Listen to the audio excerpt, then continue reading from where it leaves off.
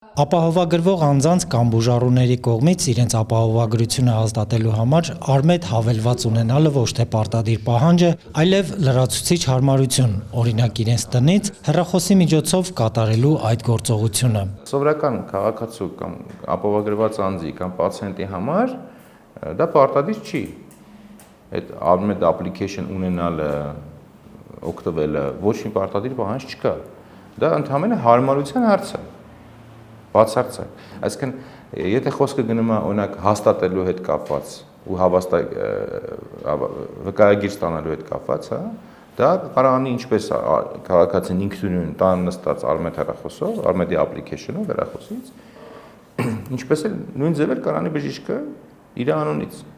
Քաղաքացիները վերջին շրջանում հաճախ են բարձրաձայնում, որ մուտք գործելով արմեդում իրենց անձնական էջ, հայտնաբերել են բժշկին այցելությունների մասին տեղեկատվություն, որոնք իրականում չեն կատարել։ Խնդրի պատճառների մասին հարցին ի պատասխան արմեդի տնօրենը պարզաբանեց։ Հիմնականում տենց խառնել լինում է, երբ որ թղթի վրա այն բուժ հիմնարկները, որոնք թղթի վրա գրառում են անում,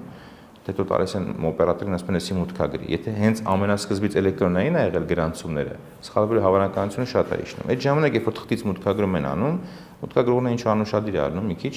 վերցնում ինչ որ մի մարդու վերաբերյալ տեղեկատվությունը ուրիշի վրա է մտցնում։ Ու արմեդը դա չի կարա ստուգի։ Խնդրի լուծման նպատակով առաջիկայում նախատեսվում է համապատասխան բուժհաստատությունների ընդունարաններում, այդ թվում գյուղական ամբուլատորիաներում ներդնել քաղաքացու այցը տվյալ պահին առցանց գրանցելու հնարավորություն։ Հեռախոսով էլ կամ փոքրիկ կամերայով դա ուղղակի այդ փաստը արձանագրում է, էլի որ այս մարդը այս պահին, այս ժամին կանգնած էր այս ընդունարանում։ Ու իր վրա այց գրանցվեց։ Ոչ դրանից շուտ, ոչ դրանից ուշ, հա։ Ոչ մի 2 օր հետո։ Արմեդի տնօրենը հայտնեց, որ ներկայում պիլոտային աշխատանքներ են իրականացվում բժիշկների մոտ բուժառուների այցելության պայմանավորված հերթերը նվազեցնելու գործիքակազմ մշակելու ուղղությամբ։ Մի հատ բան կարաս մենակ փոխես այդ դեպքում, որ հերթը իջացնես։ Դե մի մարդու վրա բժիշկը ինչքան ժամանակ ծախսեց սպասարկելու համար իրան։ Եթե որ 20 րոպե է ծախսում կամ 15, կարող արանք սարքեն 3-2 րոպե, 5 րոպե։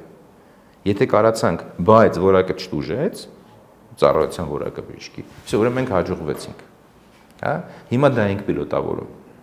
Դա մենակ կարաս անես արհեստական բանականության մեջը մտցնելով, օգնելով բժշկին։ Այն գործողություններով բժիշկը սորանում է, որը կարա եւ չանի, բայց որակը չպիտուժի։ Տանք արհեստական բանականությանը։ Արհեստական բանականության միջոցով մշակվող գործիքակազմի օգտագործմամբ նախատեսվում է էլեկտրոնային դարձնել մատուցվող ծառայությունները բոլոր այն դեպքերում, երբ բժիշկը կարող է նույն ճշտությամբ եւ որակի որոշումներ կայացնել, ինչպես բուժառուի ֆիզիկական այցի դեպքում։ Վան Նովիկով, Հայկ Բարսեղյան, Armenpress։